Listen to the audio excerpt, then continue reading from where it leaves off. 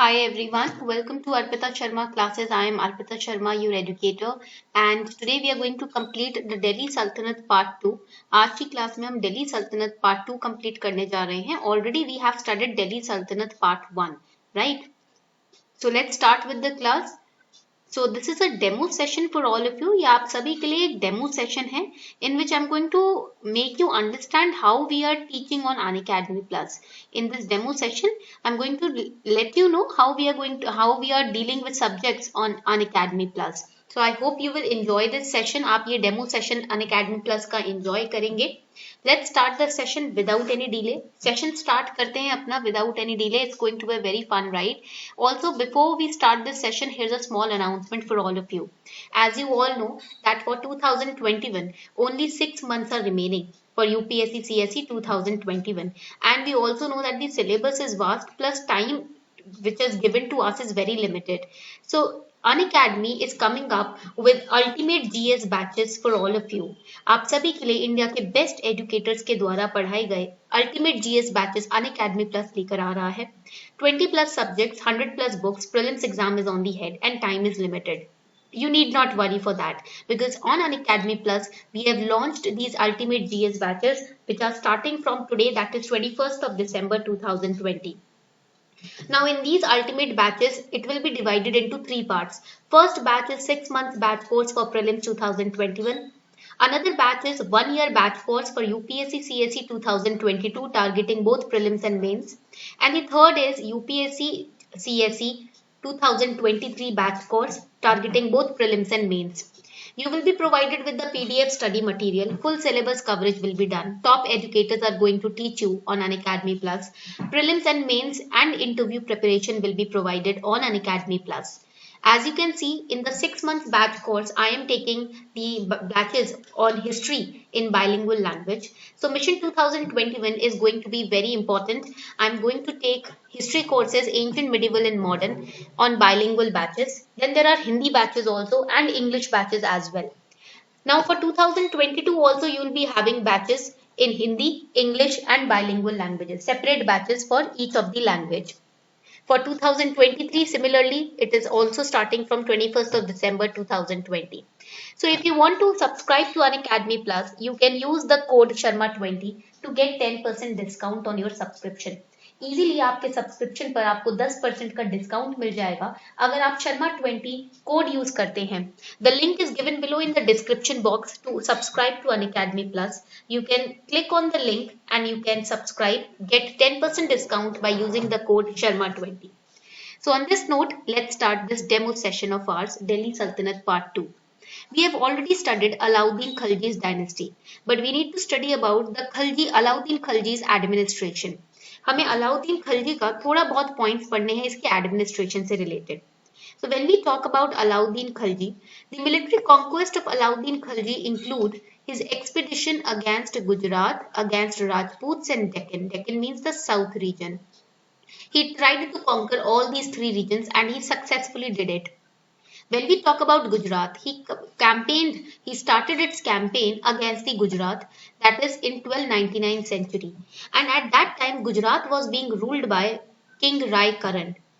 When Alauddin Khalji, attacked and he launched his military campaign in Gujarat, Rai Karan, he fled away from the battle. And that is why Alauddin Khalji conquered Gujarat. He married Rai Karan's wife Kamla Bai and acquired Rai Karan's slave Malik Kafur. We all know about Malik Kafur, right? Malik Kafur was a great military general and he, under the banner of Alauddin Khalji, he later led invasions, that means attacks in South India also. He raised the banner of Alauddin Khalji by his military tactics. At that time, Gujarat was a vastly rich state, and in Gujarat there were lots of wealth which Alauddin Khalji conquered and acquired later on for paying for his future conquest. There are seaports also in Gujarat which ensured a supply of Arab horses for the army. Now, when he conquered Gujarat, he also destroyed and captured the Somnath temple. And at that time, enormous, that means huge war booty was collected from Gujarat. When we talk about Malik Kafur, he died in 1316 and who killed him? He was killed on the orders of Alauddin Khalji's son Mubarak Shah.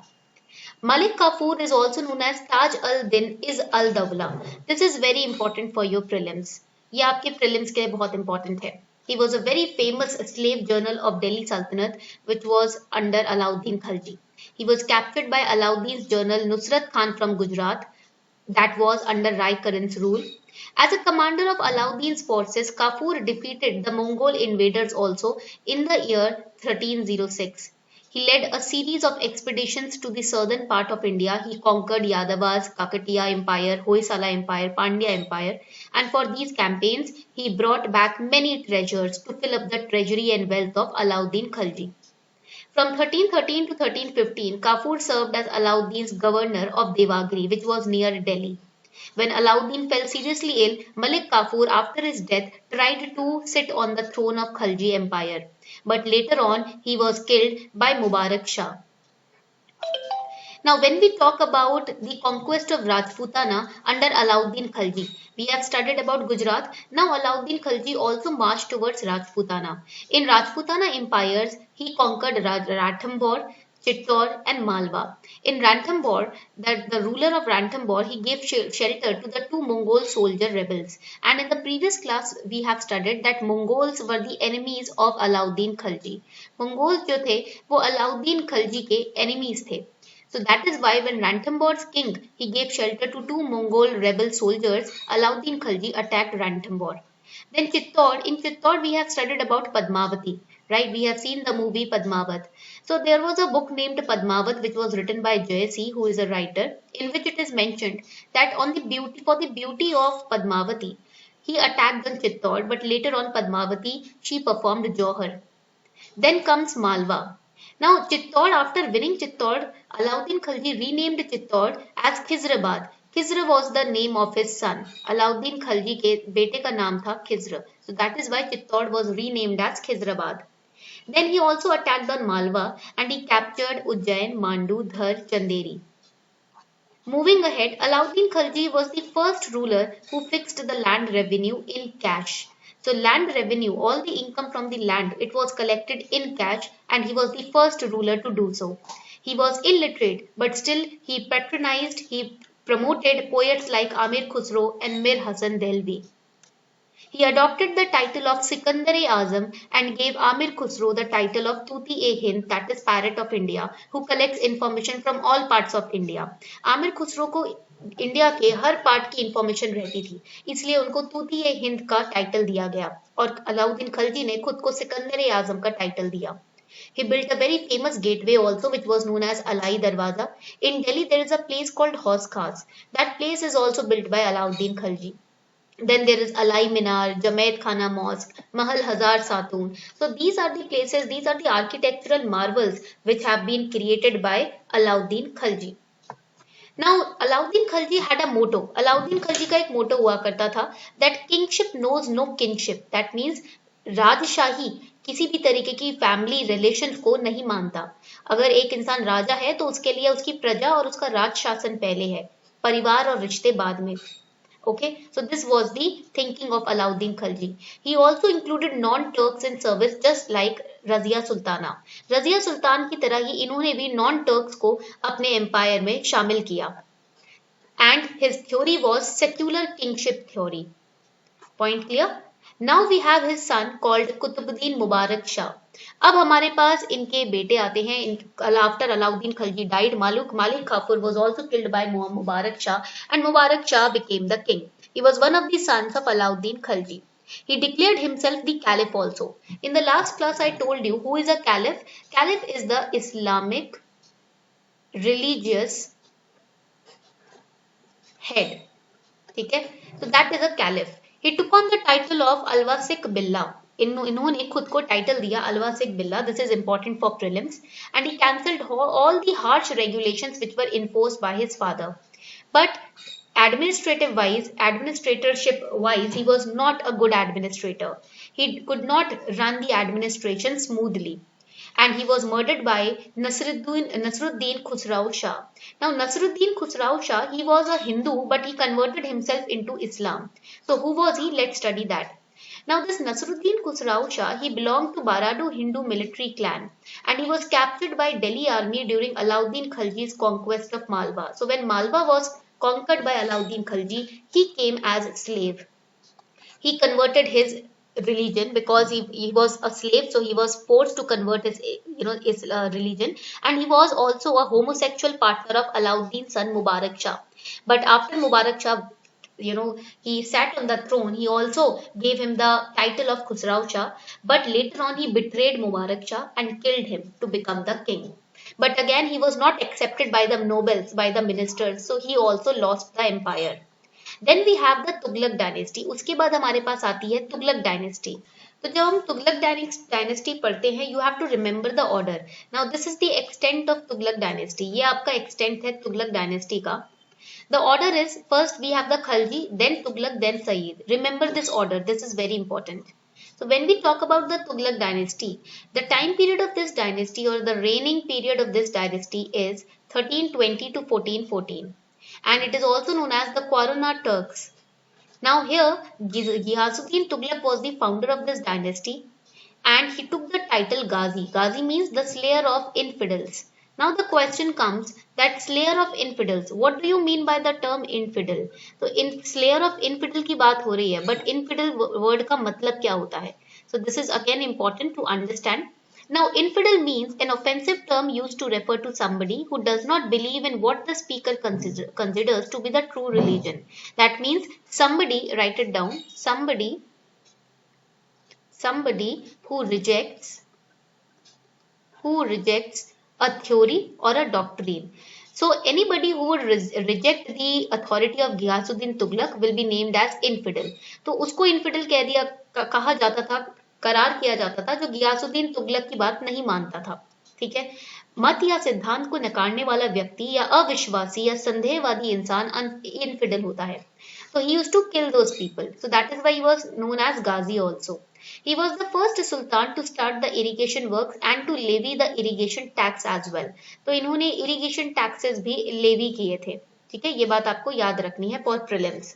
He built a strong fort called Tughlaqabad near Delhi and he had a very troublesome relation with Sufi saint Sheikh Nizamuddin Aulia. And he predicted that Ghiyasuddin Tughlaq would soon die, and as predicted it came to pass. He died due to collapse of a wooden structure. But some historians, they also say that this was a conspiracy by his son.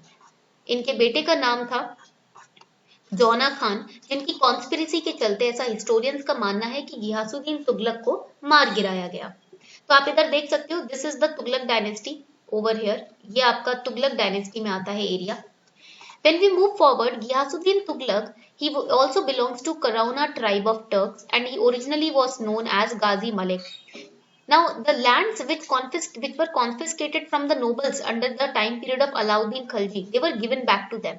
In the last class, we already studied this कि जो ज़मीनें अलाउद्दीन खिलजी ने जो properties Nobel से, minister से ले ली थी, उनको उन्हें वापस लौटाया गियासुद्दीन तुगलक ने. But that was one of the biggest mistake done by Ghiyasuddin Tughlaq. Why? Because the nobles, when they became powerful, they started planning and conspiring against the founder. He brought Bengal, Utkala or Odisha and Warangal under his control, and he gave more importance to postal arrangements, judicial, irrigation, agriculture and police. But then it is said that his own son conspired against him and became the king, and he was Jona Khan. Jona Khan is also known as Muhammad bin Tughlaq. And he was the crown prince. Now he is considered as the lunatic king. इसको पागल राजा भी कहा जाता है. Why? Because if his father was the king, next king was Jona Khan only. But still he could not wait for his father to die and he conspired to kill him. Secondly, what he did, he shifted his capital of Delhi to Devagri. Devagri was one of the areas which was very infertile, which was barren, and where the thugs and the you can say the लुटेरा type के जो लोग हैं वो रहा करते थे. The thugs and the pirate type people used to live in Devagri. And what he did to establish his own empire from the scratch, to show the ministers that how capable he was, he shifted his empire, his capital from Delhi to Devagri. And he ordered everyone in Delhi, every minister, every citizen, that they also have to shift to Devagri. So everybody had to forcefully leave everything aside in Delhi and move to Devagiri. But in Devagiri, there was water shortage. There were snakes, other reptiles, other animals, and no infrastructure facility. So that is why he again ordered that now we are going to shift back to Delhi, because of which he lost the trust of his officials and citizens.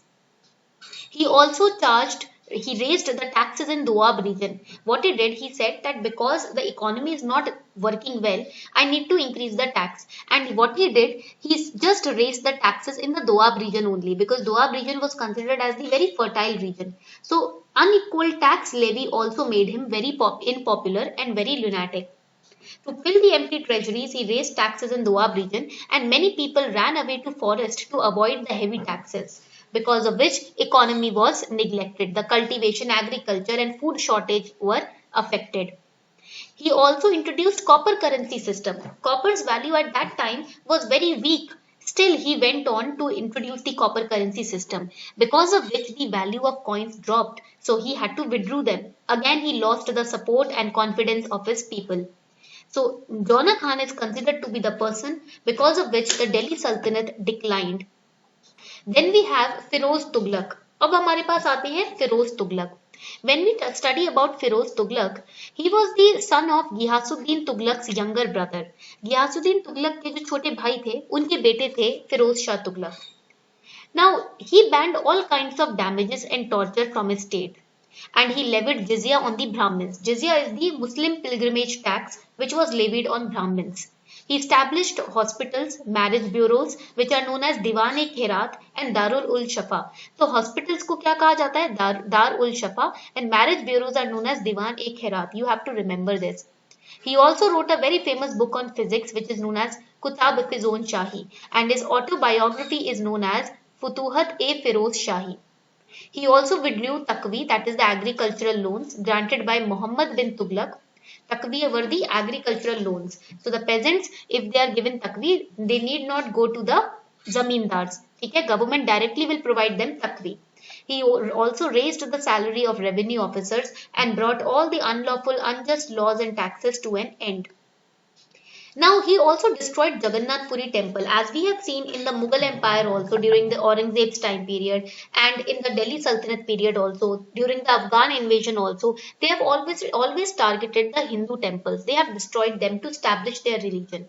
He used to collect four kind of taxes: Kharaj, that is 1/10 of the produce of land; Khams, 1/5 of war booty. War booty is the war money that they win from the other state that they have won. जिस state को वो जीतते हैं वहां से जो war money इनको मिलता है उसको हम बोलते हैं वॉर बूटी. Then they had jizya. Jizya is the poll tax. ठीक है, during the pilgrimage, when you are undertaking any pilgrimage, you have to pass on to the poll stations, so you will pay the taxes also. That is known as jizya. Now this jizya was also collected from those who did not go to the Muslim pilgrimage, for example the Brahmins. Then we had zakat, tax on Muslims for religious purposes, that is zakat. Now finally, Tughlaq dynasty also ended. Why? Because the successors of Firoz Shah Tughlaq were not very strong and competent. That means the later Tughlaq rulers, they were very weak.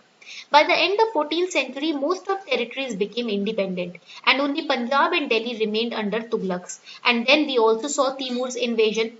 Timur का invasion हुआ Tughlaq dynasty के time period पर. ठीक है, they came from Uzbekistan. So because of that also Tughlaq dynasty ultimately fell down. Then we have Sayyid dynasty. Now when Timur came to India, he looted India, invaded India, and when he went back, he left his governor known as Khizr Khan to represent him and to look after his possessions in India. So Timur appointed Khizr Khan as the governor of Multan. Khizr Khan captured Delhi and he established his own dynasty over here, which is known as Sayyid dynasty. But he did not assume the title of Sultan because he used to say that I am just a governor, I am just a servant of Timur. तो जो आपके खिजर खान थे ना, उन्होंने कभी भी अपने आप को सुल्तान नहीं कहा, बिकॉज उनका मानना ये था कि मैं तो सिर्फ तिमूर को रिप्रेजेंट कर रहा हूँ, I can not be the sultan. He did not assume the title and he was comfortable with the title of Rayat-e-Ala. He was most competent Sayyid ruler and he tried to consolidate the Delhi Sultanate, but his later successors, they were very incompetent. So Khizr Khan was the first and the last competent ruler. When we talk about the Lodi dynasty now, because after Sayyid dynasty we have Lodi dynasty. Sayyid dynasty could rule only for few amount of years. Then we have Lodi dynasty, which is the last ruling family of Delhi Sultanate, and the founder of this dynasty was Behlol Lodi.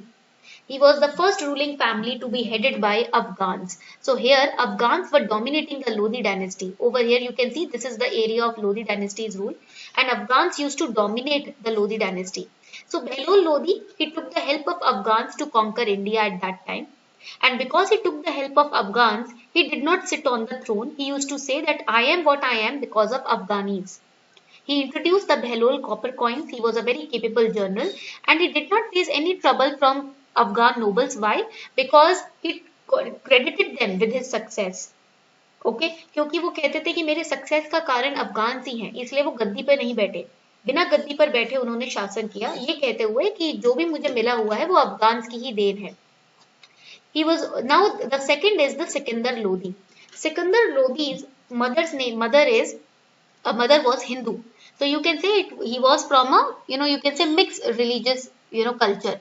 His real name was Nizam Khan, and he brought whole of Bihar under his control and defeated the Rajput chiefs also. He is considered as the noblest of the three Lodis, the greatest and the noblest. He reimposed jizya on non-Muslims, and he also established Agra in 1504th century.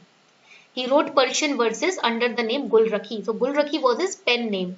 He was a very good administrator and also introduced a measurement system which is known as Gas-e-Sikandari, land measurement system. Now after Sikandar Lodi, the most arrogant ruler comes, that is Ibrahim Lodi. अब सिकंदर लोदी के बाद आते हैं एक बहुत ही arrogant ruler जिनका नाम है Ibrahim Lodi. He was the eldest son of Sikandar Lodi. He was one of the most arrogant and repulsive ruler, and he was defeated by Rana Sanga of Mebar. Now this Ibrahim Lodi always used to openly insult and humiliate his ministers, because of which he also insulted Daulat Khan Lodi, who was the governor of Punjab. And Daulat Khan Lodi was very upset. So what he did, he invited Babur to invade India and to defeat Ibrahim Lodi. And Babur did the same in the first battle of Panipat. And when Ibrahim Lodi was removed from the position in 1526, the Sultanate of Delhi also ended. So this was all about the Delhi Sultanate period.